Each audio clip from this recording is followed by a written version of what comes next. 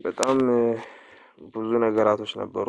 በጣም ጭንቀት ነበረ፣ የጀርባ ማቃጠል፣ እግር ማቃጠል፣ ከቤት አለመውጣት፣ ፍርሃት ፍርሃት የማለት እንቅልፍ ማጣት። ኧረ ቢስሚላህ ሳስታውሰው ሁላ ነው የምፈራው። ወደ ኋላ ሳስታውሰው ያስፈራኛል የነበረው ነገር።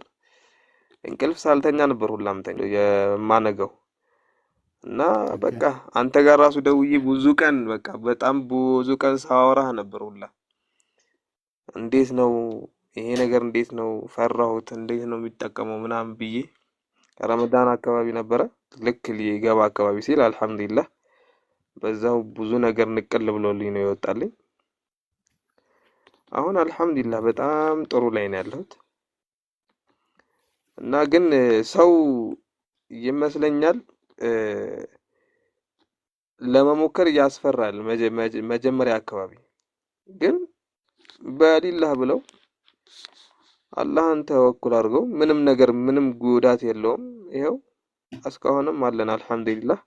ሰውም ደግሞ በጣም ብዙ እየተጠቀመ እኛም እኮ ከሰው አይተን ነው እኮ ወደዚህ የመጣ ነው። ሰው ተጠቅም ያለው ብሎ ሲመሰክር ነው ወደዚህ የመጣ ነው። እኛም ደግሞ ተጠቅመን እየመሰከርን ነው። ሰው ግን አሁን ላይ እኔም እንደተረዳሁት ካላመነበት ምንም ነገር አይሆንም። በቃ ሰው አንድን ነገር በዚህን ያህል በትልቅ ሚዲያ ላይ ቁጭ ብሎ አንድ ሰው ሌሊቱን ለኛ ሰጥቶ እያወራ ይህን ሁሉ ነገር እያለ አምኖ እንትን ካላለ ምንድነው ያ ሰው የሳይኮሎጂ ችግር ነው መጀመሪያ መፈታት ያለበት። ከዛ በኋላ ነው ሕክምናውን መጀመሪያ ያለበት ብዬ አስባለሁ። ለምን እኔም በራሴ ላይ ያየሁት ነገር ነው። በተደጋጋሚ እቃውን ከወሰድኩ በኋላ ራሱ በተደጋጋሚ ጊዜ ነበር የማየው ይሄን ላይቭ በቃ በተደጋጋሚ ጊዜ። ለምን ከተጠቀሙ በኋላ የሰው ምላሽ ምን አይነት ነው? በቃ ሁሉም ሲያመሰግን ነው። አንድም መጥፎ ነገር የተናገረ ሰው አልሰማሁም። ከዛም ወላሂ አታሷሹኝ እኔ እንዴ ይሄን ሁላ ሰው መቼም እየደለለ አይደለም ለሰራው ሲል እሱ አላህ ነው የሚረዝቀው። ይሄን ሁላ ሰው እንደዚህ አድርጉ አድርጉ ብሎ መቼም አይችለውም ምናምን ብዬ በደንብ ሳዳምጥ ከአፋር ይላል ከጎንደር ይላል ከምናምን ከዛም ቢስሚላህ ብዬ ጀመርኩት።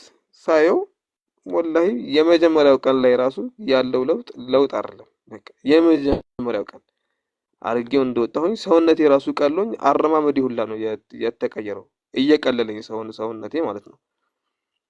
ትንሽ እኔ ምግብ ስለማልበላ የጎዳኝ ምንድነው አቅም አጣሁ። በቃ ምግብ አልበላሁም ነበር በዛ ሰዓት ፍርሃት ፍርሃት ሲል ሰውነት ምግብ አይበላምና አቅም አጣሁ።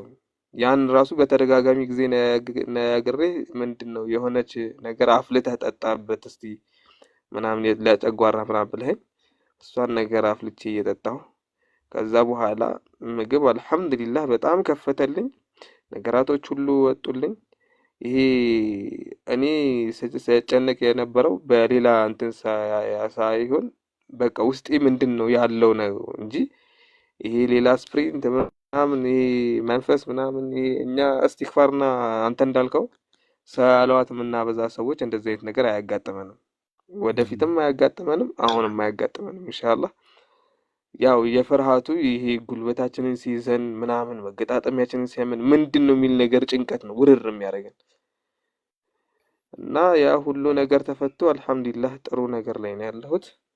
አንተም በርታበት ማሻአላህ ጥሩ ነገር ነው ያለው። ሰው ደግሞ በአመት አንድ ጊዜ አንጀቱን ቢያጸዳ ኖርማል ነው። እኛ ስለፈለግን አይደለም ራሳችንን በሽተኛ የምናደርገው። አላህ ለቀደረበት ሰው ይሆናል። ኩን ፈየኩን ነው። እሱ ሁን ያለው ነገር ይሆናል። አትዳን ካለ አትድንም ነው።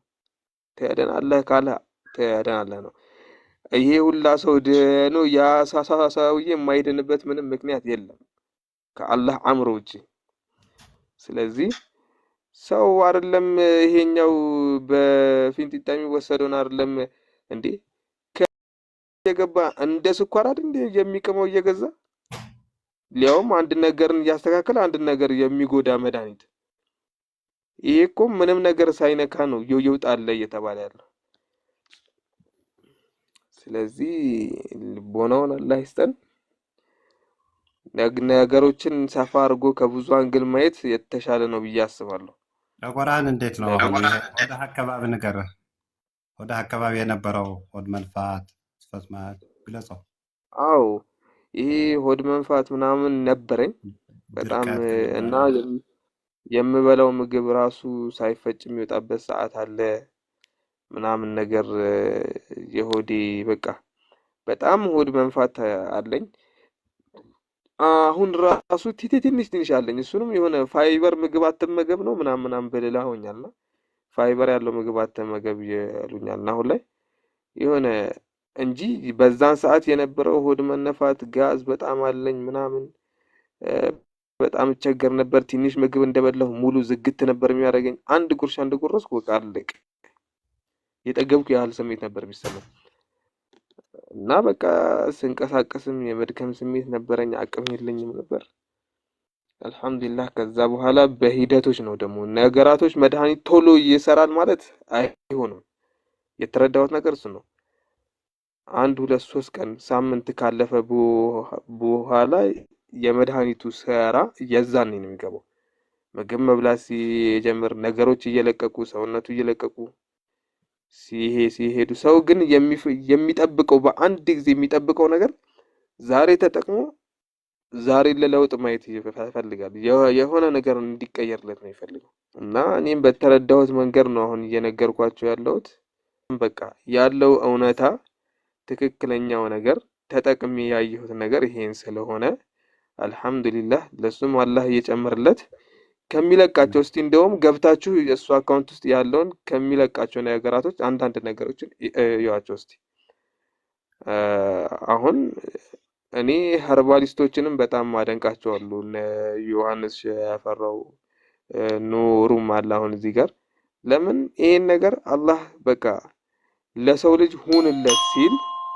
ሁኑላቸው ሲል በቃ ሰበብ ነው እሱም እያደረሰ ያለው እኛም በሰበቡ ነው ምንድነው እንጂ ዝም ብለን ስለዋጥን ምናምን አይደለም። ዶክተር ሰበቡን ያደርስልሃል እንጂ ዶክተር አያድንህም። የሚያድንህ አንድ አላህና አላህ ብቻ ነው። ሰበብያውን ግን ዶክተር ያደርስልሃል። ከዛ ውጭ ያለውን ነገር አላህ ነው። በቃ አጀልህ ከመጣ አጀልህ መጣ ነው። ካለህ በሀያት አለህ ነው። እምነትህ ዋናው በፈጣሪ ላይ ማመን ነው። እኔም በነገራችን ላይ ኑር ሁሴን ወላሂ አስብ ነበር በጣም በቃ አጨናነቅ ነበር። እንዴት ነው የሚሆነው? መድኃኒቱ ባይሰራስ ምናምን ሳልሞክረው እኮ ነው ገና መድኃኒቱ ባይሰራስ እንደዚህ ቢያደርገኝስ፣ በዚህ ቢገባስ፣ እንደዚህ ቢሆንስ። ኧረ ቢስሚላህ ምን አጨናነቀኝ እዚህ ናል። እስቲ ልሞክር። ይሄን ሁላ ሰው አድኖ መቼም እኔን የማይሆን ነገር አያረገኝም አልኩኝ። እንደውም ያንተ ምላሽ ራሱ ሲያስደስት ወላሂ ለአዚም በቃ ስንደውልህ ወዲያውኑ አንስተህ እንደዚህ እንደዚህ አድርግ። ሰው ራሱ አትሰለችም፣ እንዳየውክ አሰለችም። በቃ ሰው ስንደውልህ በስነ ስርዓት ነው የምታወራን፣ በስነ ስርዓት ነው የምታስተናግደን። በተለይ እንደውም ለተጠቃሚ ግዴታዬ ነው። በተለይ ለተጠቃሚ አዎ በተለይ ግዴታዬ ነው የምትለው። በቃ ግዴታዬ ነው ይሄ ነገር እንትን እስካልክ ድረስ መጨረስ የኔ ግዴታ ነው። በቃ ወላሂ ለአዚም ትንሽ እውቀት ኖሯቸው እንዴት ጣራ ላይ እንደሚቀመጡ ስለማቅ ነው። እና ይሄ ያንተ አላህ እየጨምርልህ እንደውም አንተ ያገለገልክበት ያለው እንትን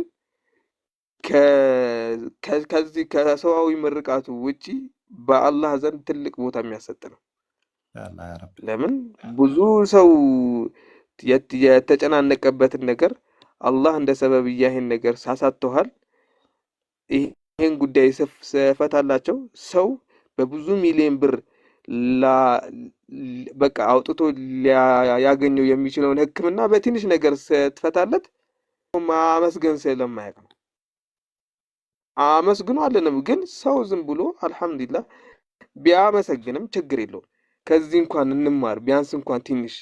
አሁን ኑር ሁሴን ይሄን ነገር አመጣ። ማሻአላህ አላህ እየጨምርለት እንደውም ማህበረሰቡን ከዚህ በላይ የሚረዳበትን መንገድ አላህ ይክፈትለት ብለን ማሰብ ስንችል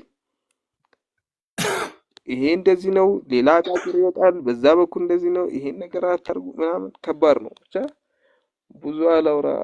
አልሐምዱሊላህ ለኻሊቁ ሰማዋት ባረከላህ ፊክ ምስጋና ይገባል። የኔ ወንድም እንኳን ደስ አለህ።